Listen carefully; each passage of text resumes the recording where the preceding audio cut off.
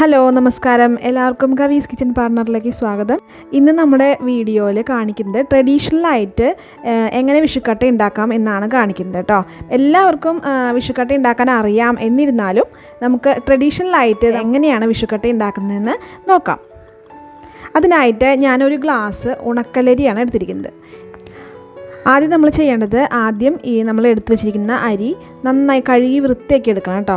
എന്നിട്ട് അതിനാവശ്യമായിട്ടുള്ള വെള്ളം, അത് വേവാനായിട്ട് ആവശ്യമായിട്ടുള്ള വെള്ളം ഒഴിച്ചിട്ട് നന്നായി വേവിച്ചെടുക്കണം. അത് നമ്മൾ വീഡിയോയിൽ കാണിക്കും. അപ്പം ഞാൻ അരി നന്നായി കഴുകി വൃത്തിയാക്കി എടുത്തിട്ടുണ്ട്. ഈ അരി വേവാൻ ആവശ്യമായിട്ടുള്ള വെള്ളം ഒഴിച്ചിട്ട് നമുക്കിത് വേവിച്ചെടുക്കാം. ഇതിലിപ്പോൾ ഞാൻ അരിയിലേക്ക് ആവശ്യമായ വെള്ളം എടുത്തിട്ടുണ്ട്. ഒരു ഗ്ലാസ് അരിക്ക് 3 ഗ്ലാസ്, അതേ ഗ്ലാസ് കൊണ്ട് തന്നെ 3 ഗ്ലാസ് വെള്ളമാണ് ഒഴിച്ചിരിക്കുന്നത് കേട്ടോ. ഇത് നമുക്ക് വേവിച്ചെടുക്കാം. നമ്മുടെ അരി ഇട്ടത് നന്നായി തള വന്നിട്ടുണ്ട്.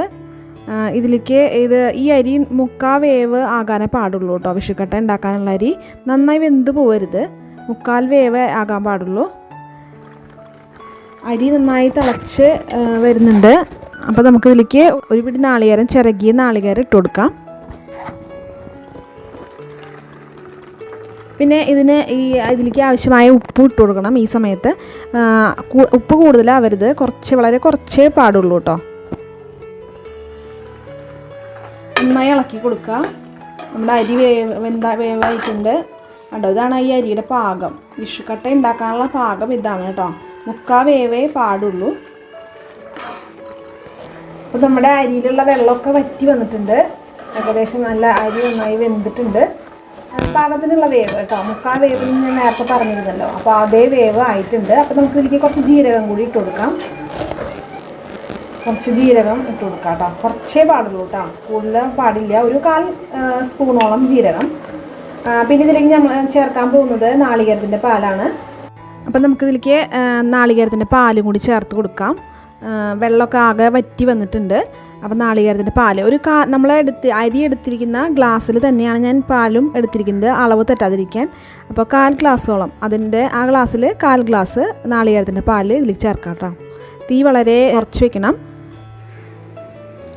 ഈ ഗ്ലാസ്സിൽ 1/4 ഗ്ലാസ് പാല് കേട്ടോ, നാളികേരപ്പാല് ചേർത്ത് കഴിഞ്ഞാൽ നമ്മുടെ വിഷുക്കട്ടയ്ക്ക് പ്രത്യേക ടേസ്റ്റാണ് കേട്ടോ. അത് ചേർക്കാൻ മറക്കരുത്. ഇനി നമുക്കൊന്ന് തീയൊന്ന് കൂട്ടി വെച്ചിട്ട് ആ പാലും കൂടി അതിൽ യോജിക്കുന്ന രീതിയിൽ നമുക്ക് വേവിച്ചെടുക്കാം.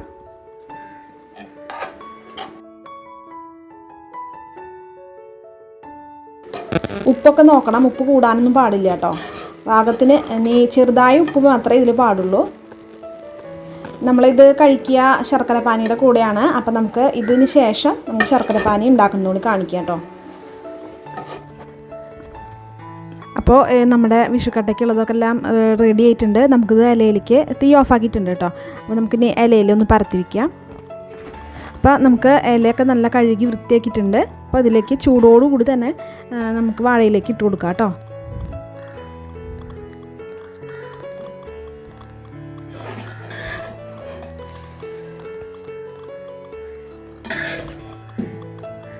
അപ്പോൾ ചൂട്ടോട് കൂടിയിട്ട് വാഴയിലയുടെ സ്മെല്ലും എല്ലാം നമ്മുടെ വിഷുക്കട്ടയ്ക്ക് കിട്ടും. അപ്പോൾ നമുക്ക് നന്നായി പരത്തി കൊടുക്കാം. ചൂടാറുന്നതിന് മുന്നേ തന്നെ പരത്തി കൊടുക്കണം കേട്ടോ. നമുക്ക് ഇഷ്ടമുള്ള ഷേപ്പിൽ പരത്തി എടുക്കാം. നമുക്ക് ഇത് പരത്താനായിട്ട് വേറൊരു ഇല കൊണ്ട് നമുക്ക് അതിൻ്റെ മുകൾ വശം പരത്തിയെടുക്കാം.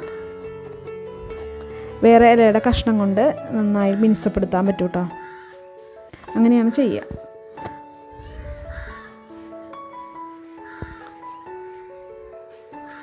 ചൂടോടുകൂടി തന്നെ ചെയ്യണം. നമ്മുടെ ട്രഡീഷണലായിട്ടുള്ള വിഷുക്കട്ട ഇപ്പോൾ റെഡി ആയിട്ടുണ്ട്. ഇത് സെറ്റാവാൻ കുറച്ച് സമയമെടുക്കും. ഇത് തണുത്ത് കഴിഞ്ഞ് കഴിഞ്ഞാൽ നമുക്ക് ഇഷ്ടമുള്ള ഷേപ്പിൽ മുറിച്ചെടുക്കാം കേട്ടോ. നാളികേരവും കൂടി ചേർത്ത കാരണം നല്ല ടേസ്റ്റാണ് ഇതിന്. ഇത് ശർക്കരപ്പാനിയുടെ കൂടെയാണ് കഴിക്കുക. അപ്പോൾ നമുക്ക് ശർക്കരപ്പാനി ഉണ്ടാക്കുന്നത് കാണിക്കാം. ശർക്കരപ്പാനി ഉണ്ടാക്കാനായിട്ട് ഞാനൊരു പാൻ വെച്ചിട്ടുണ്ട്. അതിലേക്ക് കുറച്ച് ശർക്കര, നമുക്ക് ആവശ്യമുള്ളത് ശർക്കര കേട്ടോ, അത് ഇട്ട് കൊടുത്തിട്ടുണ്ട്. ഇനി ഇതിലേക്ക് ഉരുക്കാനായിട്ട് നമുക്ക് കുറച്ച് വെള്ളം കൂടി ഒഴിച്ചു കൊടുക്കാം. നമ്മുടെ ശർക്കര ഉരുക്കിയെടുക്കാനായിട്ട് ഞാനിതിലേക്ക് ഒരു 1/2 ഗ്ലാസോളം കേട്ടോ. നമ്മൾ ആദ്യം തന്നെ അളവെടുത്തിരിക്കുന്ന അതേ ഗ്ലാസ്സിൽ തന്നെ ഒരു 1/2 ഗ്ലാസോളം വെള്ളം തന്നെ ഒഴിച്ച് കൊടുത്തിരിക്കുന്നത്.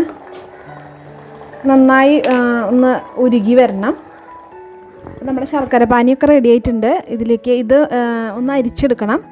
മറ്റൊരു പാത്രത്തിലേക്ക് അരിച്ചെടുക്കാം കേട്ടോ. അപ്പോൾ നമ്മുടെ ശർക്കര പാനി റെഡി ആയിട്ടുണ്ട്. ഇതിലേക്ക് നമ്മൾ ചുക്കും അതുപോലെ തന്നെ ജീരകവും പൊടിച്ചത് കേട്ടോ, പൊടിച്ചത് ഒരു 1/4 സ്പൂണോളം ചേർത്താൽ മതി. ഒരു ഫ്ലേവറിന് വേണ്ടിയാണ് നമ്മൾ ചേർക്കുന്നത്. ചേർത്ത് നന്നായി മിക്സ് ചെയ്തെടുക്കാം. ഇതിൻ്റെ ഫ്ലേവർ ഇഷ്ടമില്ലാത്തവർ ചേർക്കണമെന്നില്ല. ട്രഡീഷണൽ ആയിട്ടുള്ള രീതിയിൽ നമ്മൾ പറയുമ്പോൾ ഇത് കൂടി ചേർത്തിട്ട് വേണം ഇതിൻ്റെ കൂടെ കഴിക്കാനായിട്ട്. കുറച്ച് ചേർത്താൽ മതി, അധികം ആവരുത്. അപ്പോൾ നമ്മുടെ ശർക്കര പാനി റെഡി ആയിട്ടുണ്ട്. അപ്പോൾ നമ്മുടെ വിഷുക്കട്ട റെഡി ആയിട്ടുണ്ട്. അപ്പോൾ നമുക്ക് ഇഷ്ടമുള്ള ഷേപ്പിൽ മുറിച്ചെടുക്കാം. ഞാൻ സ്ക്വയർ ടൈപ്പിലാണ് കേട്ടോ മുറിച്ചെടുക്കുന്നത്. നന്നായി ചൂടാറിയ ശേഷം വേണം മുറിച്ചെടുക്കാനായിട്ട് കേട്ടോ. അപ്പോൾ ഞാൻ എല്ലാതും മുറിച്ച് റെഡിയാക്കി വെച്ചിട്ടുണ്ട്. അപ്പോൾ നമുക്കിതൊരു പ്ലേറ്റിലേക്ക് നമുക്ക് കഴിക്കാൻ ആവശ്യമുള്ളത് അനുസരിച്ചിട്ട് ഒരു പ്ലേറ്റിലേക്ക് മാറ്റി വയ്ക്കാം. അപ്പോൾ ഞാൻ കഴിക്കാൻ ആവശ്യമായിട്ടുള്ള വിഷുക്കട്ട എടുത്ത് വെച്ചിട്ടുണ്ട്. അതിലേക്ക് ഇങ്ങനെ പാനി ഒഴിച്ചു കൊടുക്കണം കേട്ടോ. കുറേശ്ശെയായിട്ട് നമുക്ക് പാനി ഒഴിച്ചു കൊടുക്കാം.